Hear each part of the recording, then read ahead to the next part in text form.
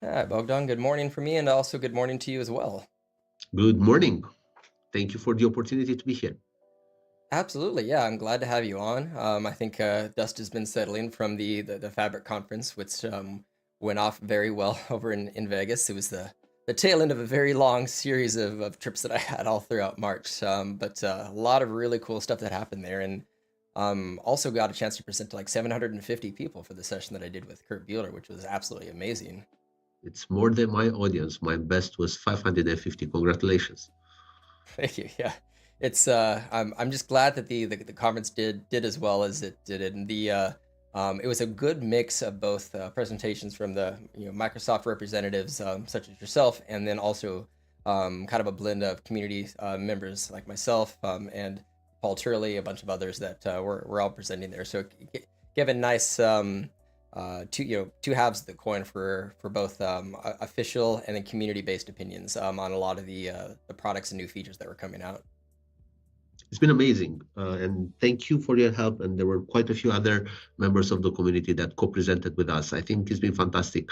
You remember, right? We went to GA in November, and this is the Hmm. first big major Fabric event, and we had more than 4,000 participants, amazing enthusiasm, lots of great questions. It's been probably the most fantastic event I've had in the last 4 or 5 years since before the pandemic. Yeah, it was the energy around it has definitely been I think a lot more exciting than the some of the previous builds and ignites that have been around, since those are just more circular and annual. But it was nice to, I think Microsoft put as much fun and effort into it, and I've never seen anybody as happy as Adam firing a t-shirt cannon at the Power Hour. We have a few other team members that are very interested where to purchase those t-shirt cannons, and because everybody's very excited about this new possibility. I'm hoping they get reused at other events and conferences now that they're in the stockpile of equipment for for conference Yes. accessories. I think coming to the topic today, this is my it's your first time on the stream. I want to first and foremost just thank you and appreciate you for coming on for this. But I think there's probably a few people either tuning in now or will be watching later who might not be familiar with your role within Microsoft. If you want to give a little background about yourself. Yeah, absolutely. Bogdan Crivat, but you know this from the title. I am now corporate vice president for what's called Azure Data Analytics. So if you think of Microsoft, we have the big business units, Azure, Office, what else? Azure is the big enterprise cloud. Inside Azure, we have things like Azure Core, Azure Hardware, Azure AI, and Azure Data, of course. Inside Azure Data, we have operational databases. That is not me. We have Power BI. That is not me either. We have a couple other things. And then we have the big data analytics engine. Most of them used to be known as Synapse before. That includes the data warehouse, the data engineering, Spark, AI, and data science. Also another product called the HD Insight. This is my world, the big data analytics space. And the how long have you been in the current position that you're at within Microsoft? In the current position, I'm for about 2 years and a half. I joined Microsoft long ago in the last century, in 1999. And I spent most of my career in or around analysis services. I went through some startups for a few years, but then I got back to mothership, and I worked in Power BI, which is the successor to analysis services. And in 2021, if I remember correctly, September, I moved into the Synapse role, and I started Okay. working. So it's still a relatively fresh role in Yes. that degree, yeah. Yeah. And actually, like speaking of Synapse, and just a question before on Synapse before we get started on what we'll be discussing today related to Fabric. But Matthias was curious, like, is essentially what's happening with Synapse, and is it still a thing now that Fabric has come out? But Synapse is very much a thing. We have lots of customers that invested lots of energy to move their assets to Synapse. Uh, Synapse was intended from the very beginning to be the place where you are storing all your data and you are using all the engines. You may remember, I think we announced it in 2019 in Orlando, the vision of Synapse, so having single workspaces where you keep all your data and you can operate with Spark, you can operate with data warehouse. So in a sense, Fabric is the successor of Synapse and building on the same vision. Now, for many of our customers, Synapse is basically the same thing as the data warehouse that appears in Synapse. And that, in a sense, is the odd one, because the data warehouse is the one product in Synapse that keeps the data in a proprietary format. So we have a significant change of direction there. We move from the proprietary format that we had in Synapse Gen 2 towards the open format that you use now in Fabric. So what we want to do with Synapse, first, we certainly stand behind our customers, and we are going to keep supporting our customers. Many of them did huge investments to make sure that they're getting their analytics stack on Synapse. And we appreciate their commitment from Microsoft, and my team is going to be there to support them. We are going to fix bugs. We are going to look at incidents. We are going to do everything we need to do to maintain a secure product. On the other hand, the innovation that we put in Fabric, the directions that we took in Fabric, the open formats, the complete separation of storage and compute, are architectural directions that allow us to do much more innovation in Fabric. So that means that the amount of new features and innovation that you will see in Synapse is going to be very, very small. We are supporting the product. We are going to provide an upgrade path for Synapse users towards Fabric, But we plan to put most of our innovation in Fabric because we see huge potential. Okay. And I mean, in I've seen the both with setups and a lot of parallels of Azure products. I mean, like Fabric is the evolution story of many of those. Like it's not it's added some new features, but it's also made a lot of features that were previously harder to deploy, implement, or configure easier for many different organizations. But it makes sense that, as you said, we're not it's not being retired, but the priority is being put into Fabric, which is offering parallel and will offer even more features than Synapse previously did, and then easy options for people to migrate over to that.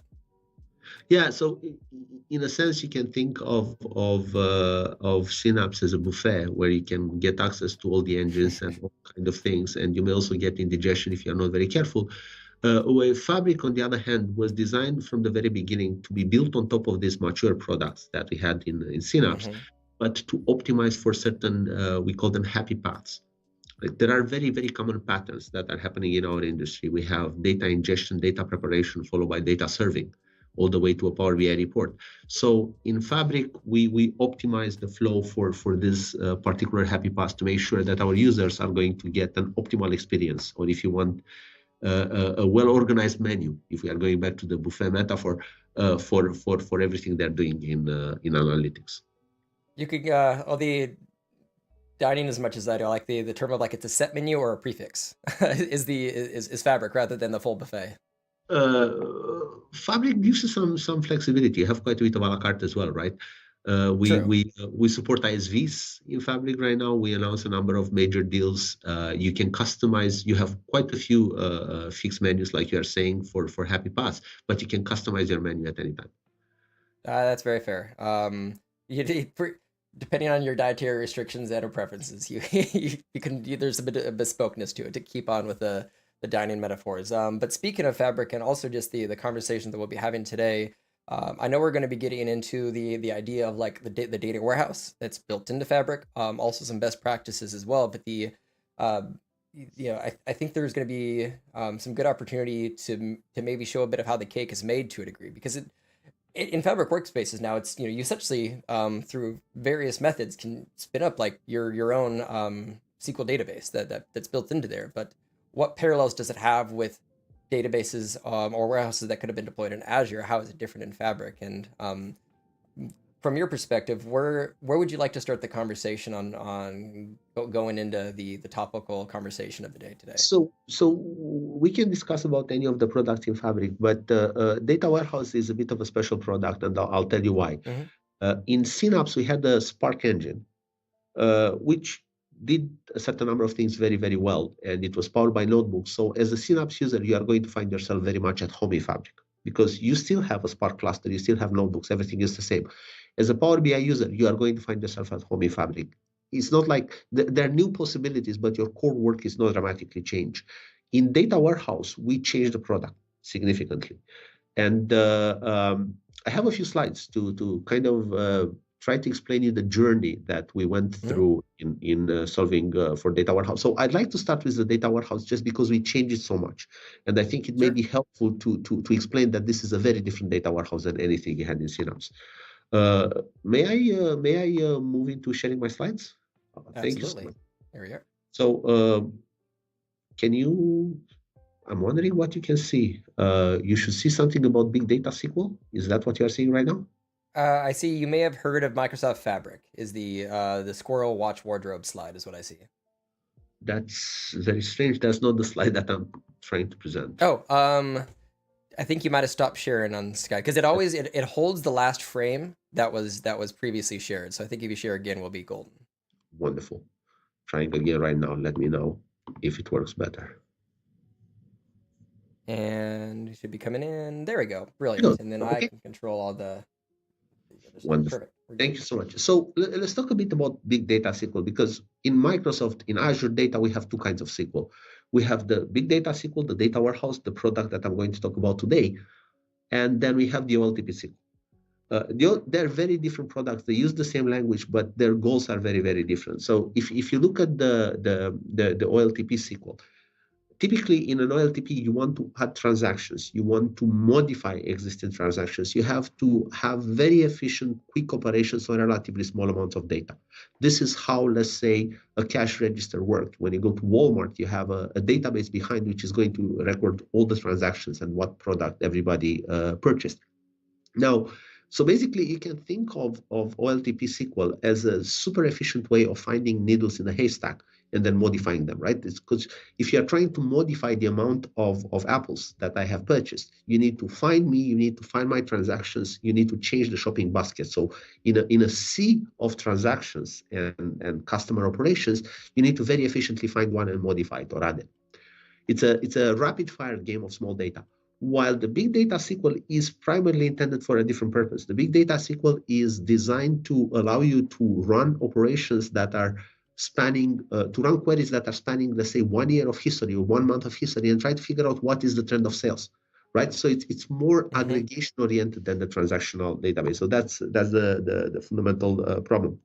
So in Synapse, we did need a new big data SQL, because if you look at what happened in the history of the warehouses, in early 2000, Teradata came up with this amazing concept of an appliance, right, which is still dominant in on-premises architecture, and Teradata also has quite a bit of success in Azure.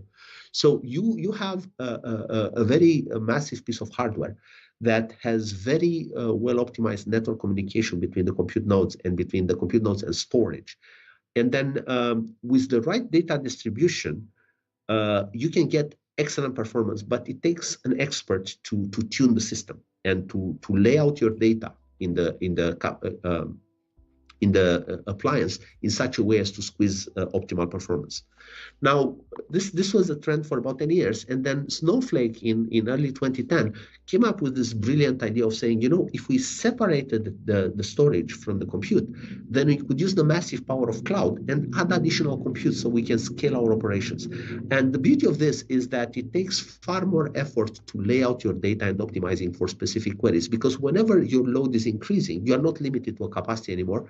Whenever your load is increasing, you can add more cloud compute on top of this. And again, Snowflake introduced fantastic innovation here. They have this, you ingest your data in their storage, and then you have pretty good performance with the data warehouses.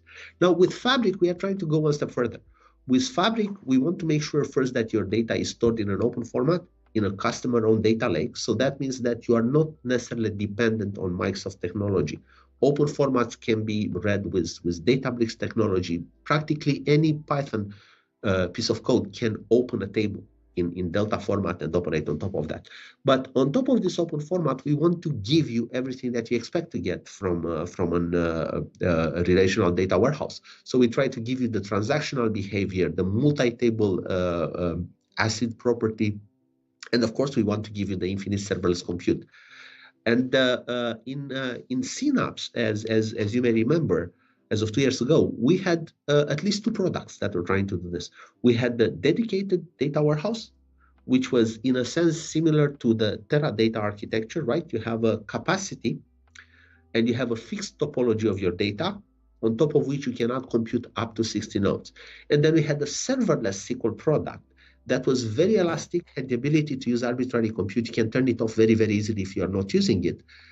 And these 2 products were kind of solving the same problems, but with very different performance characteristics. With the serverless, you get the elastic architecture, while with the dedicated capacity and a very strong database administrator, you can create a very solid performance solution, but it's not elastic. The topology of the data is fixed. So what we've done is that we try to merge these technologies together. So I'll skip a number of slides and I'll go to this one, which is basically the formula for having performance at scale in a data warehouse. I mean, in a sense, it's kind of easy. You need to get the query from a user. You need to optimize it so that we don't execute unnecessary compute. Then whatever is optimized needs to operate very efficiently on top of each compute node. And then you need to scale this to the multi-node distribution in the cloud, right? You need to add the ability to add or remove compute nodes. Now, it happens that in Microsoft, we have best of breed technology in all of these 3 areas, right? So the SQL Server Query Optimizer is one of the most mature and the best query optimizers in the industry. We're working on this for probably 25 years or so. The Vertipack engine that we built in Power BI in 2008, 2009 is the faster columnar query processor in the world. And it has been ported into SQL Server, and you guys know it as what's called columnar index.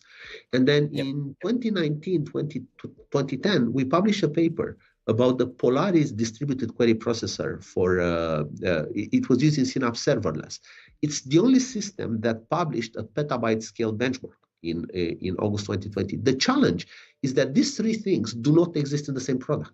The SQL Server Query Optimizer exists in the database, exists in the dedicated data warehouse. The Vertipack exists in Power BI with some parts of it being used inside the data warehouse. And Polaris exists only in SQL Serverless. So in a sense, the new Fabric data warehouse that is powering both the Lakehouse endpoint and the data warehouse in Fabric is the marriage of these three technologies that existed. All of them are excellent in their own, but they existed in completely different products. That was basically the big change that we've done for the data warehouse in Fabric. Yeah, I mean, it's the fact that all three, as you mentioned, these products existed, could work well together, but had never really been in the same ecosystem at the same time. But before this, working in harmony. Correct, and that's what we've done, frankly, over the last two and a half years. We tried to get them together and to get to align them to get a reasonable data warehouse. And look, it's a new warehouse, right? So bringing these technologies together requires quite a bit of tuning, and there are still lots of corner cases where our performance is less than what it could be. But we are very, very confident in the architecture that we have, in the results that we have right now. The performance that we are seeing right now is significantly better than what you have in dedicated, significantly better than what you have in serverless. So I think we managed to get something that is better than the sum of the parts.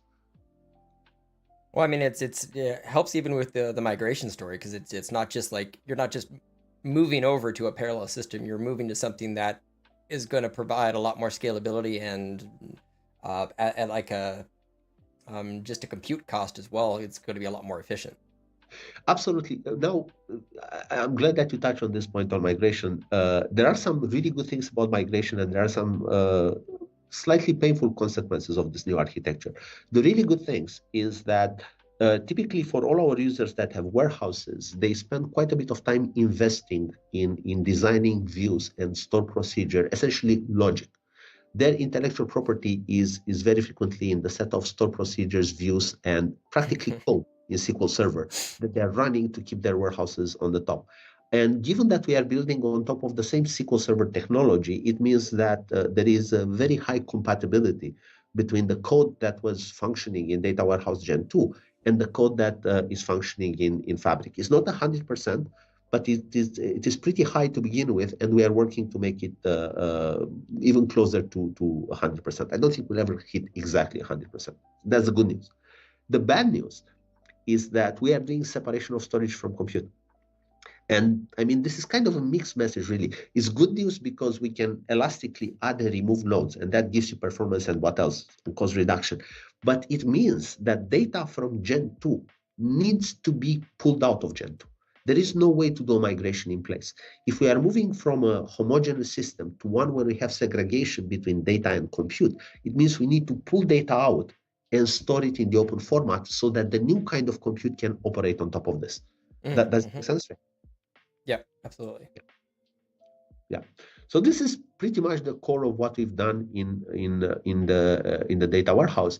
Now, I don't know if the audience is bored already about the technicalities. I have a few slides explaining roughly how we put this together and how we do query processing, for instance, and why we pick Parquet.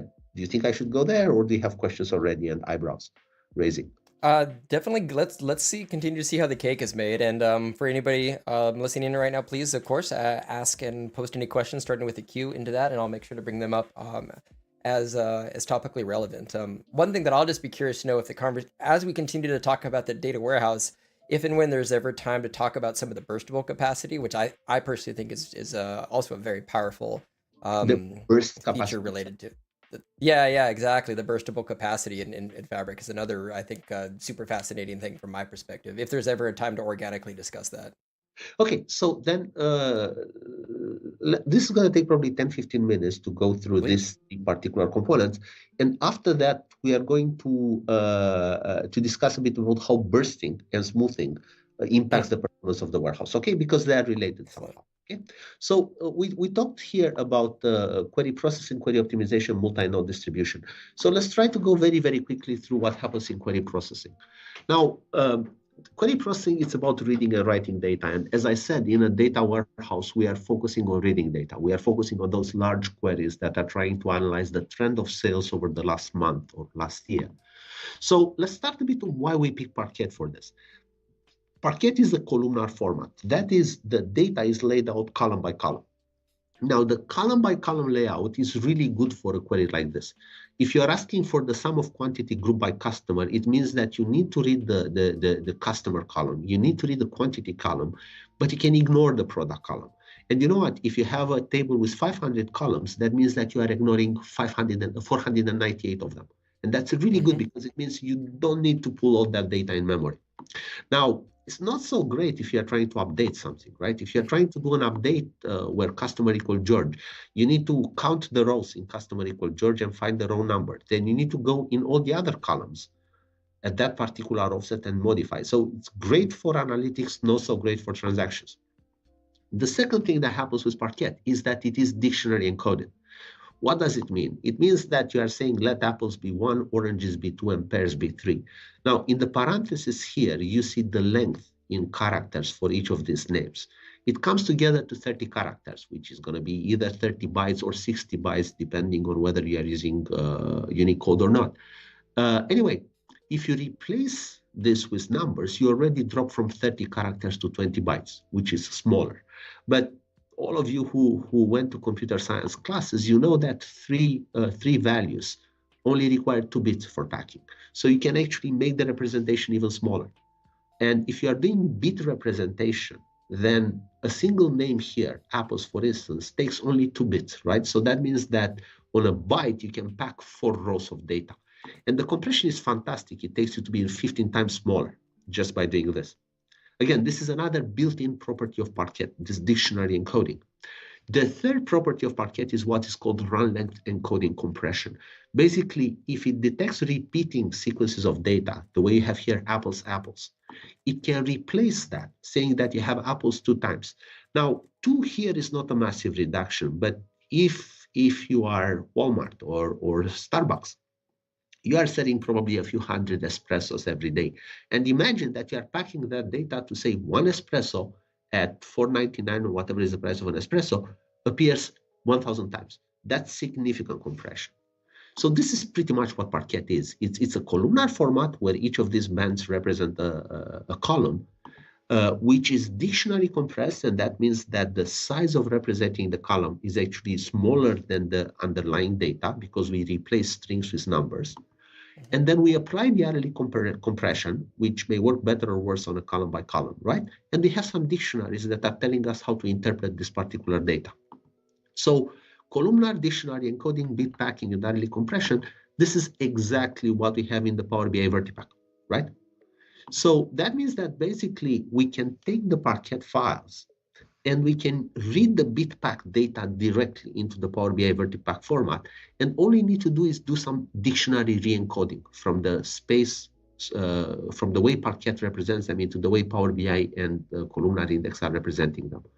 And this operation of converting from one encoding to another is what we call transcoding.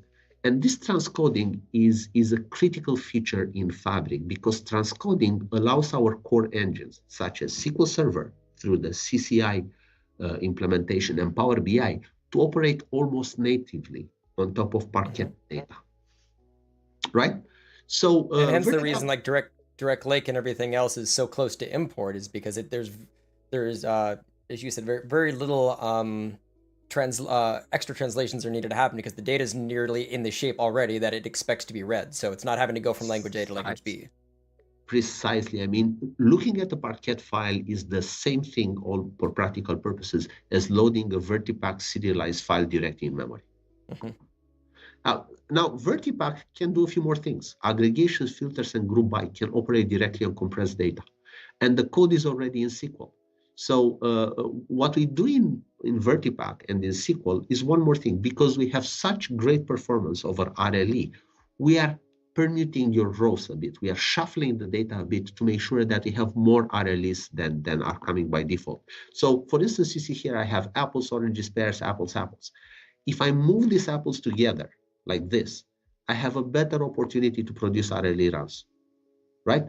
And this magic of shuffling a few rows around to create longer RLE sequences is what we call V-order, right? It's an algorithm that, now how we pick this and which are the columns by which we are sorting, fine, are our secret sauce.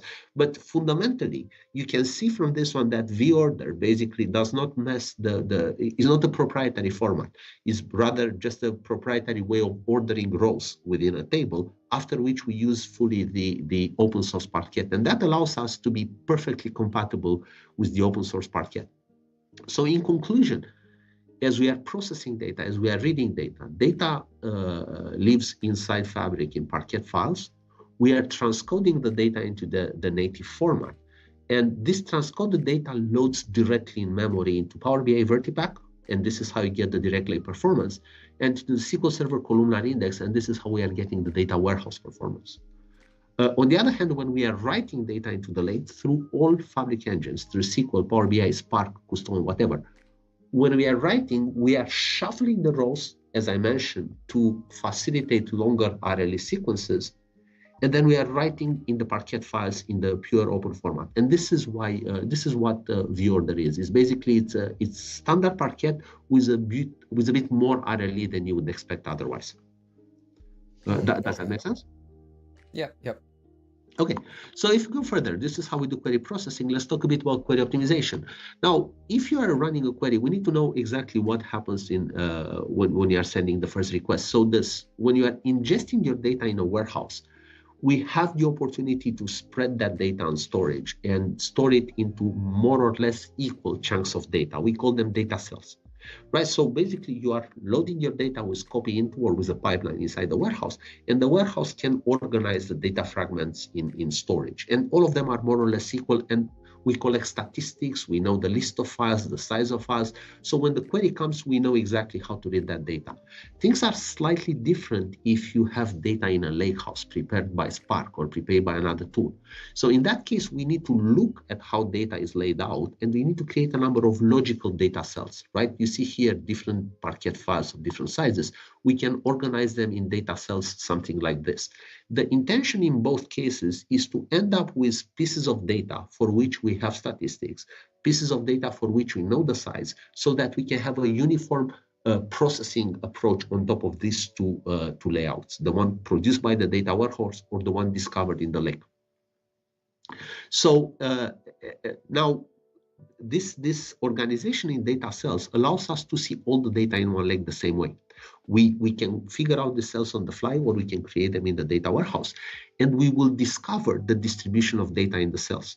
And the interesting thing is, if you are using, let's say, Databricks, if you are using Hive partitioning, whatever scheme you are using in partitioning your data, we are going to discover the statistics properties of these particular cells, and we are going to leverage this in query execution.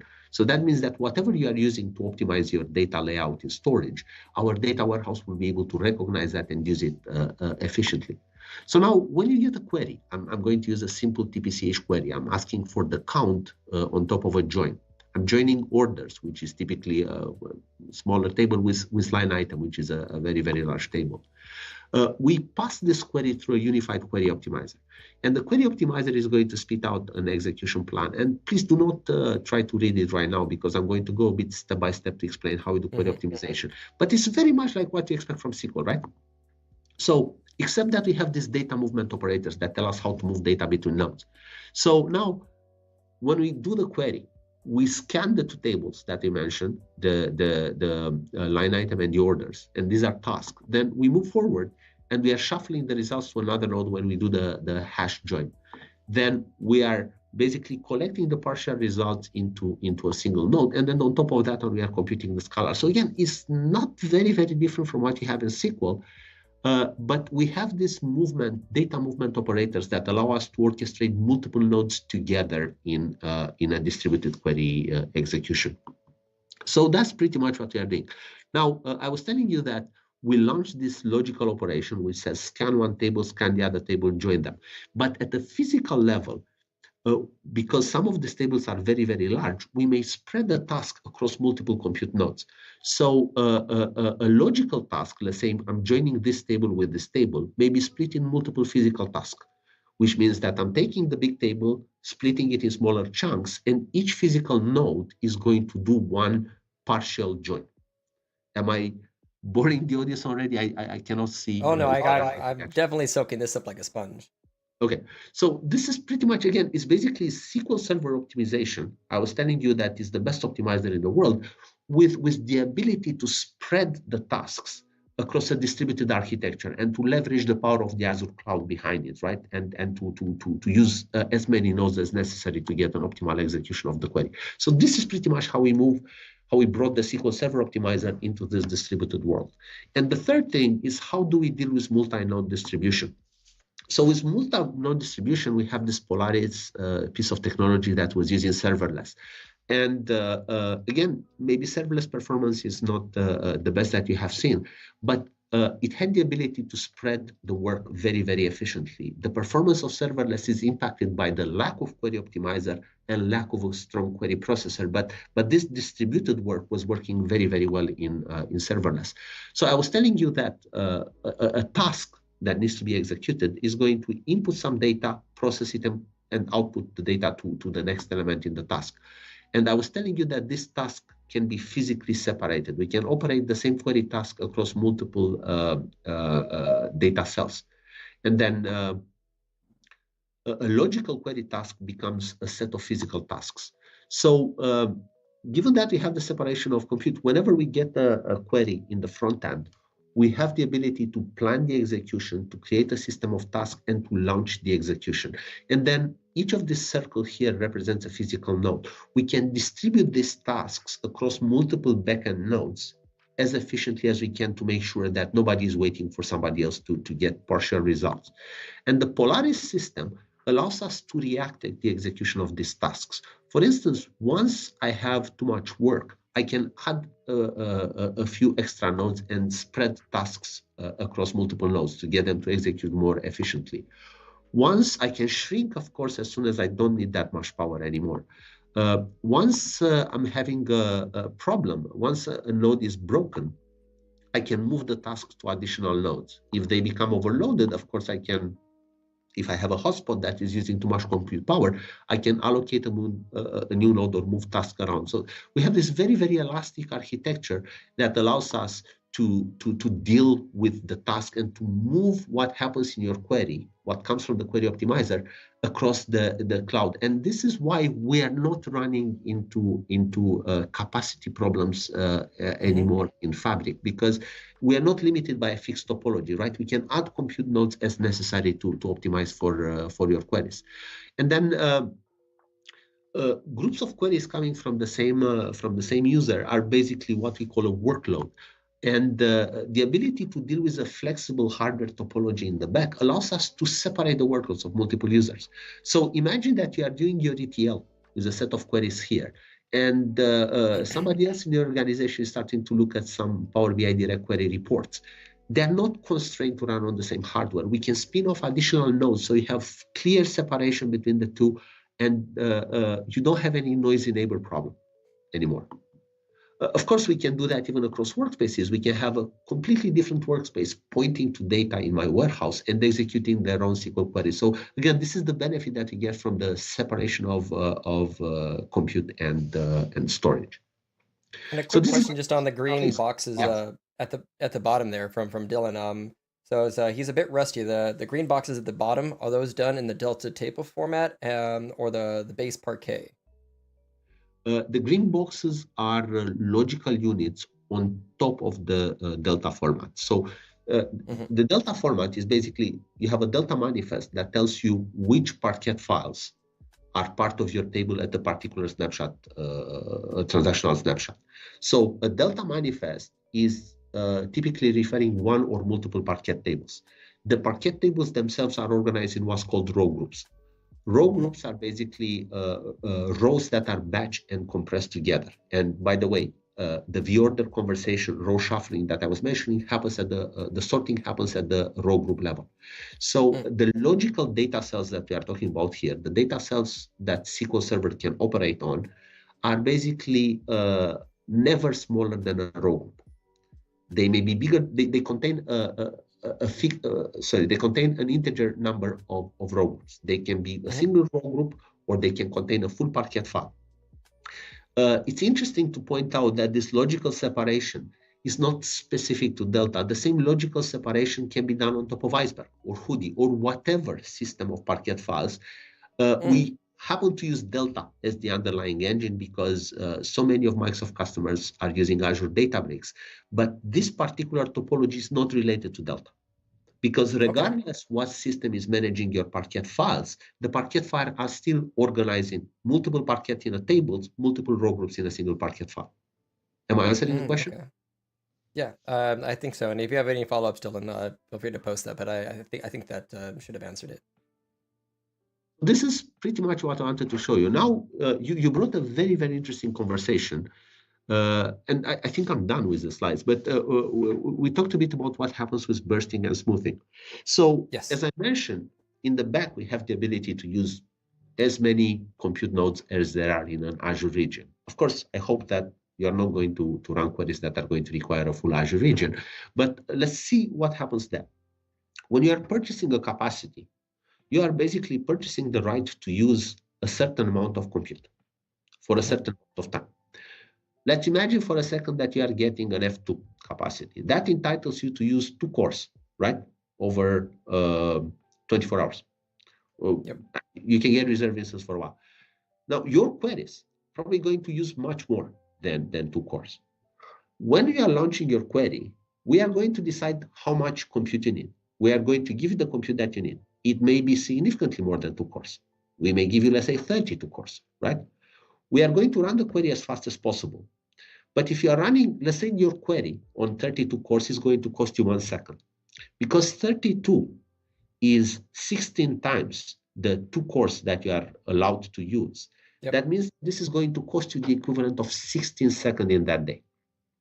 So first, your performance doesn't suffer because we give you as many cores as necessary to give you the best execution of the query, but we are charging you in terms of time. Now, the total time that you are using, obviously, when you are operating on 2 cores, when you are purchasing 2 cores but operating on 32, you are creating a debt. Now, your debt over this debt that you are creating, we are smoothing over the next 24 hours. So basically, if in integral over 24 hours, you are staying within your capacity limit, which is going to be 2 cores times 24, you have 48 hours of compute. Then you are not charged extra in Fabric. So in a sense, you can think Fabric doesn't compromise on performance. If you don't have enough capacity, we are reducing. So with Fabric, you are buying more capacity, not more performance by getting a higher skill. Does that make sense? Okay. Yep. And I know as well. There's I believe there's ways to configure the ranges. I think for the burst units, or is that all automatic? There are some ways to configure right now, and we are working on more and better ways. Look, billing so there is a simple principle, and then the devil is in the details. The simple principle is that if you are paying for a certain amount of compute, we want to allow you to use that compute in a burst and pay your debts later, because many of us are working 8 to 10 hours a day, and that means that we could afford. We'd like to get better performance through the day, even if the cycles that I'm spending through the day are going to be billed at night. So that's the simple principle, and that's the intention to give you a product where you don't have to pay for performance, you have to pay for capacity. You are going to get the same performance for an F2 as an F64, but with an F2, you are serving one user. With an F64, you are going to serve many more users. That's the simple principle. And Yep. it's really intended to make customers happy. It's also for us because you don't need to throttle the performance anymore. Now, the details where we are still working, and I know that we did not nail the perfect solution yet. Many of our customers have very legit concerns about how do I manage this? What happens if I'm using too much data warehouse and this impacts the performance of my reports?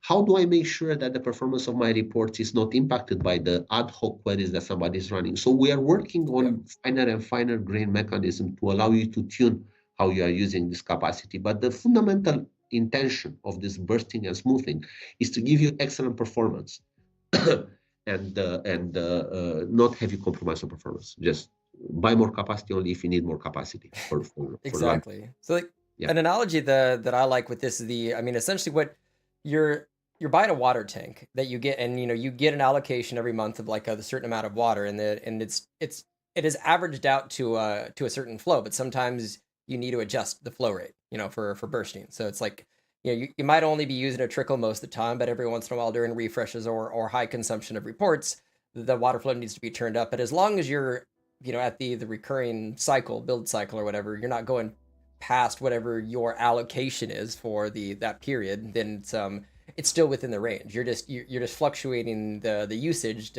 on normal cadences that either goes with, daily refreshes or usually start a month when people are looking at all the new numbers and things like that. If I was to like translate that to that analogy, it's a great analogy. But as I said, we have a few more analogies that we are using. One is a credit card, and if you are paying your debt in time, you are not going to get a surcharge.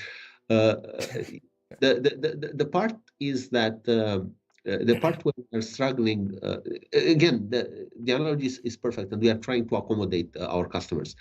We are trying to find still the right level of control that our users need in order to make the best out of this approach.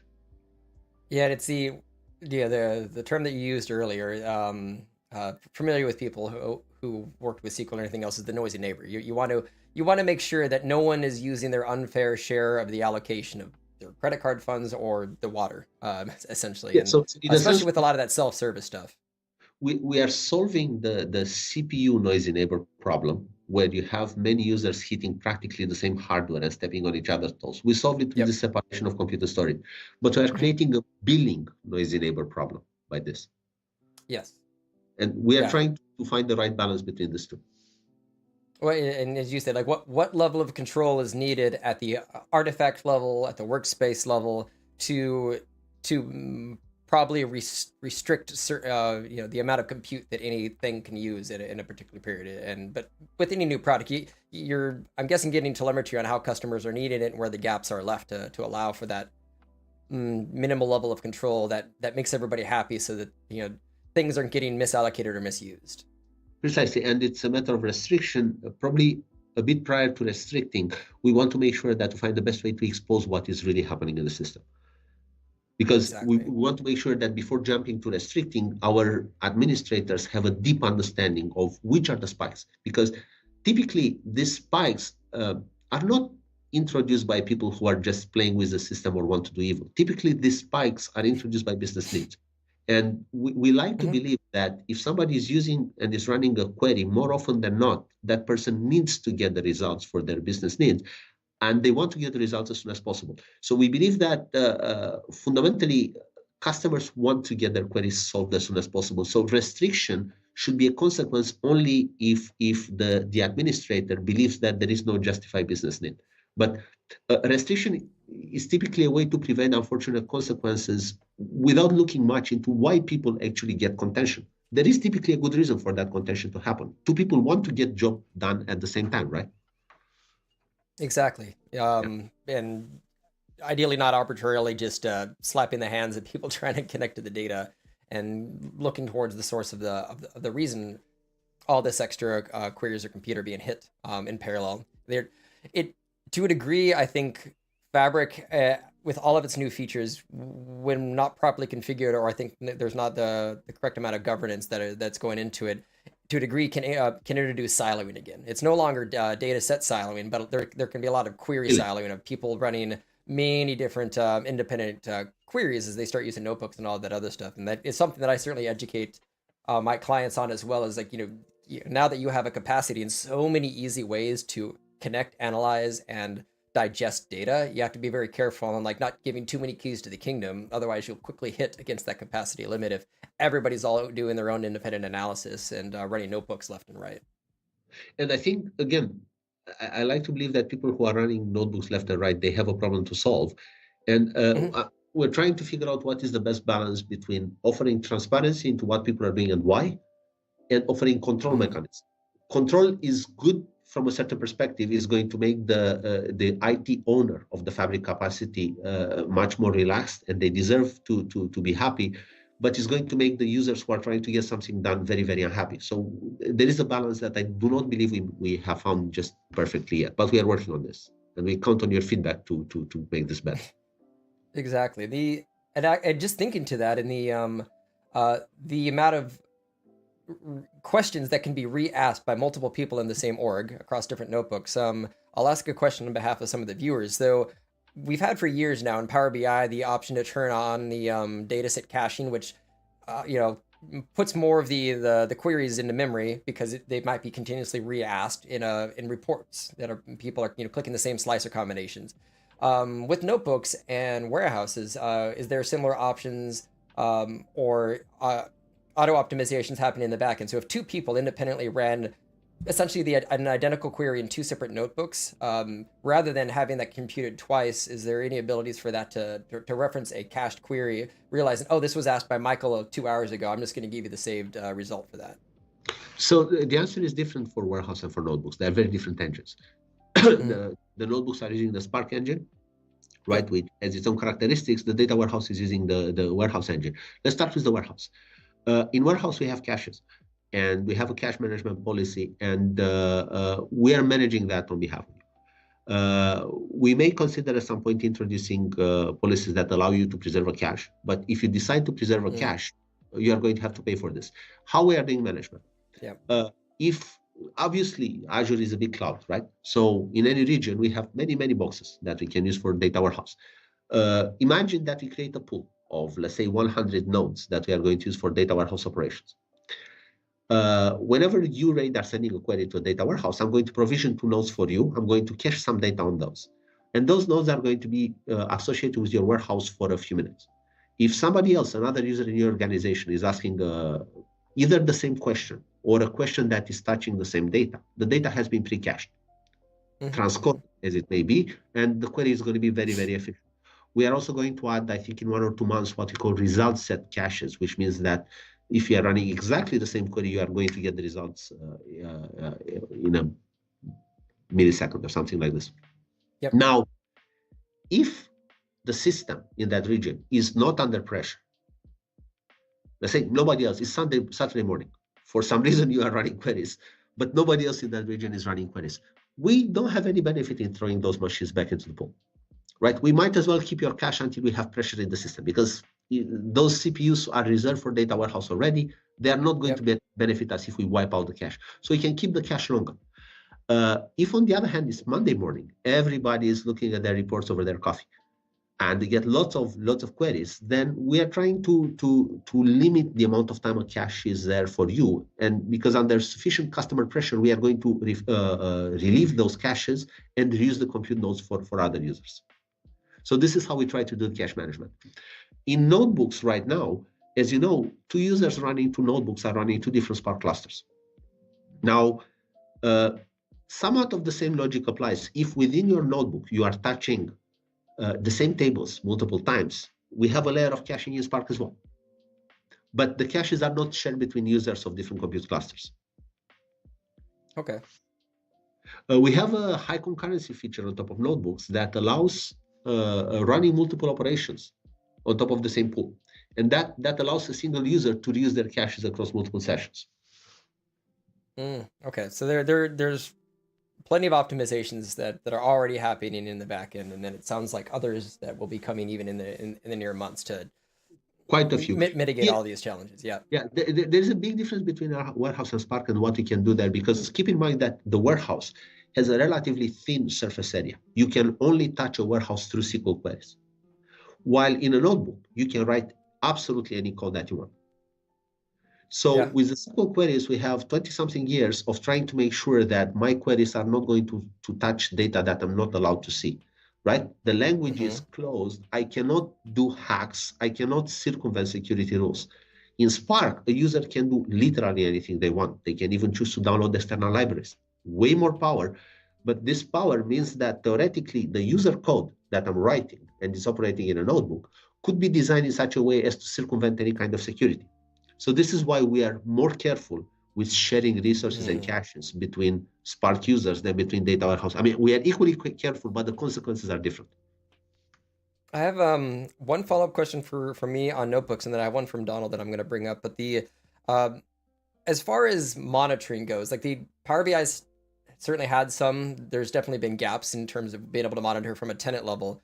Going forward with Fabric, what options today or going forward will there be to like help maintain like a nice overview of like notebook jobs that are being ran, and you know, making sure that you don't get an exponential growth of like too many, or you could see any hotspots of like this one department is running 80% of our notebook queries. So today, I did not look at the monitoring center for the last 1 or 2 months, but if I remember correctly, you can see what happens in every workload. You can see, you can filter by notebooks or Spark jobs, and you can see exactly how many are happening in every workload. So that kind of gives you an idea of the evolution, right? And the trend month over month. We announced very recently, in fact, in FabCon, a very, very interesting feature that may be related to this. Many of these notebook jobs that we are talking about here are recurrent jobs, meaning that I'm going to run them either every day or every week. And we introduced a new monitoring solution for recurrent jobs. And first, that allows you to see how that particular job that you are running every morning evolves over time. So you are going to see if it takes longer time, less time, and you can see the duration of the job together with the volume of data that is being processed. And that also gives you a very quick idea of whether the growth in duration is because you have more data, or the growth in duration is because you have a bug in your notebook.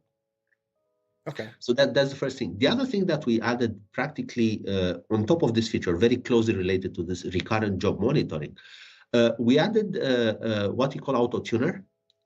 So basically, we have, you know, that we have significant investment in AI for many years. Microsoft is doing artificial intelligence since it was called machine learning, or even before that. So we have systems that allow us to look at the profile of a recurrent job and to use AI to produce recommendations for configuring that job better, for having a different number of executors, for having a different pool size.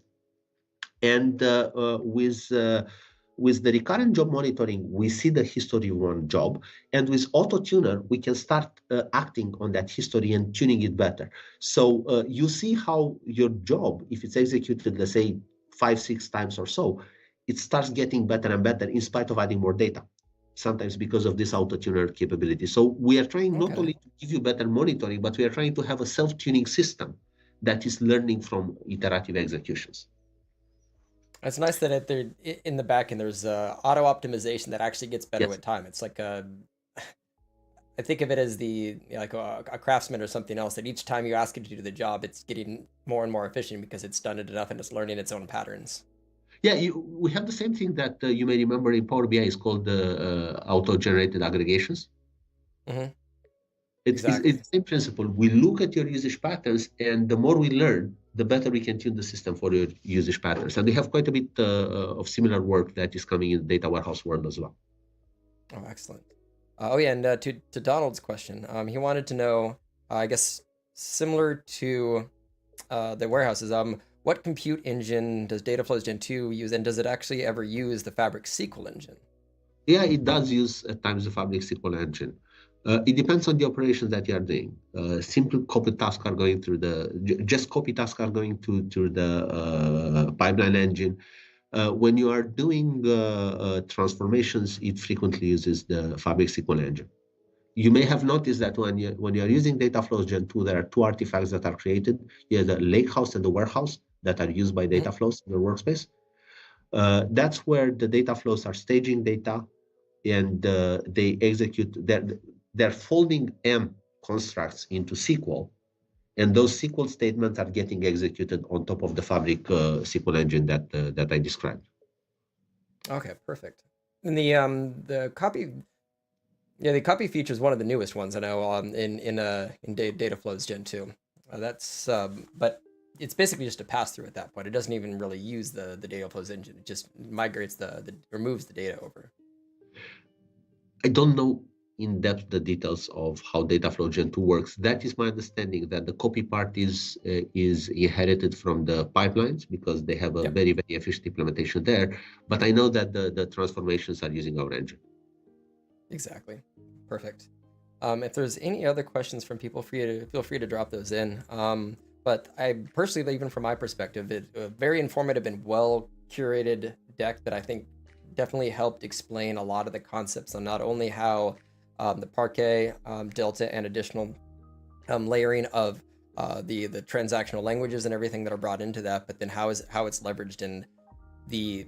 I just think for me an amazing takeaway is the fact that you can not only have the burst capacity to be able to scale up and down how much is needed to run the analysis, but also spreading the workload of the actual calculations across as well. So you can distribute those automatically. So there is it seems like a lot of really, really smart people that have helped to make sure that this runs as efficiently as possible from both a storage and a compute cost with the smallest amount of compute needed really for all this compared to what it was even a few years ago. Yeah, that's exactly what we're trying to do. We're trying to look. We have some of the smartest people. We have some of the best technology in the world. We worked on this for 20 something years. We are trying to make sure that we are orchestrating all these components that, as I mentioned in the beginning, sometimes were not in the same product before, and try to give you a really different analytics offering. Yeah, and to a degree, everything's moving to low code, no code, as much as possible, with the industry practices. And there is, considering the amount of power that's behind this, like it's very, very easy to click a couple of buttons, pick the data to move from into, and immediately create a data warehouse in the Fabric architecture. And if you're using data flows or anything else, you've never once even touched a line of code by the time you're actually connecting to the endpoint. So I definitely appreciated the movement that this moved towards, because enterprise clients for years have already been using all the stuff that's in Fabric. Like they have the teams to set up for that, but I feel that from the perspective of the clients that I've worked with, one of the biggest markets that can now enter this space without having to jump up 18 levels of expertise is the SMB market. Like the people that might have a small analytics team, but they don't have a dedicated engineer. They have the person who does their database, their reporting. Like it's a multi-hat individual who might be doing all that, and the cost of entry now into doing these things in Fabric is just so much easier than it used to be versus Azure. So I see big potential for so many clients to be able to enter into this, which has been fantastic. Yeah, that's exactly what I was mentioning in the beginning about happy paths in Fabric. We are trying to make the easy things easy and the hard things possible. So, like you say, Yeah. in so many enterprises, we have these people that are wearing multiple hats, and we are so grateful for them because they are the ones that actually are making our technology get adopted. And some of them prefer to write their own machine learning code. Some of them don't want to write the machine learning, but prefer to run their SQL. We need to make sure, look, you can do low code, no code at any level. But if you want to go in depth in a particular area, we welcome you because we also have a full code experience at every layer in Fabric. Exactly. And the data champions, as the term is often used now for that. Is They're the there as hardest we're work. yeah, they are some of the hardest workers out there, and it's I've worn dozens of hats over my career, and it when you have to wear three or four at a single time, it requires both breadth and depth of knowledge, which can take a lot of time. So the the easier it is to go broad without having to go as deep, which is what Fabric is enabling. It makes it easier to cover all of those knowledge bases without having to spend 500 hours to learn a particular topic. So it's you say the ease of use is continuously increasing, which is great. As we're wrapping up, is there anything else or any key takeaways? So, like for people who are actually a question for you for who are first exploring fabric warehouses, haven't really built one yet. Do you have any recommendations of maybe where to start, or something that they should focus on as a main benefit of that if they're looking to build their first warehouse? Just do it. The one thing, it's easy to it's easy to create a warehouse. It's just click and create a new warehouse. Then you can use a data flow to ingest your data or a pipeline. So it's the easiest thing to start. Mm-hmm. You don't need to worry much. You don't need to worry about the capacity anymore. You don't need to. It's not a major project.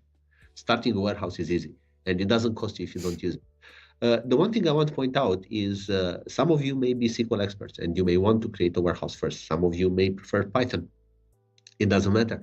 You can use whatever you want. You can create a lakehouse and shape your data in Python and notebooks. You can create a warehouse and shape your data with T-SQL statements. The consumption on top of this is the same. You have the same power once you are done with shaping your data. Power BI Direct Lake is going to read your Parquet files. The SQL endpoint is going to allow you to join the two, right? To join the lakehouse with the warehouse. Mm-hmm. So you can mix and match these metaphors to save time. And you're going to get the best results no matter which path you are taking, lakehouse or warehouse. I mean, exactly. As long as your data is being stored in a central location where you can use it across any of your engineering notebooks to your central semantic models, like parking it in one lake is the most important step between either the warehouse or the lakehouse. The one takeaway that I'll say for that is sometimes people are wondering, like, do I need a warehouse or a lakehouse? The easiest way that I boil that down to is, do you need a SQL endpoint to write your data to it? If you only need to read off of the warehouse and lakehouse, you can definitely do a lakehouse. But if you need to actually have stored procedures and all this other stuff, as you mentioned, that's when you want to actually build a warehouse, because that is more of the traditional type SQL database that can run all the legacy stuff that you used to have prior. Yes, and there are really good reasons to use either.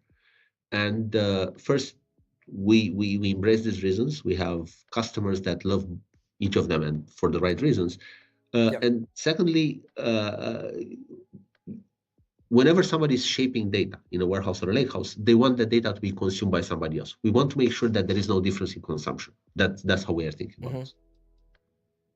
Yep, I think that's fair. Like, and that's where that Venn diagram comes in. They have parallels, separate use cases, but there is definitely some overlap in the, as you mentioned, the ingestion part, like the parallel ways to get the data into either, but you choose based off of the output situation or how that data is going to be used, reused, or changed. That's kind of where you choose between one of the two of them, or go into the medallion structure, the bronze, silver, and gold.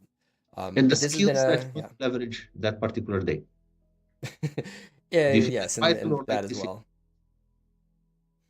But no, this has been super informative. I really appreciate you coming on for this, and I think this was a really good walkthrough of how the cake was made to a degree, of all the stuff in the back end that goes into that. And I think if anything helps to highlight just the all three major cornerstones that build the warehouse that hasn't actually ever been combined before, especially with the integration of the Verita pack, which previously really wasn't married so closely to this kind of stuff before. So it just highlights why this is such a unique artifact, specifically in Fabric, that doesn't really exist anywhere else in the Microsoft stack.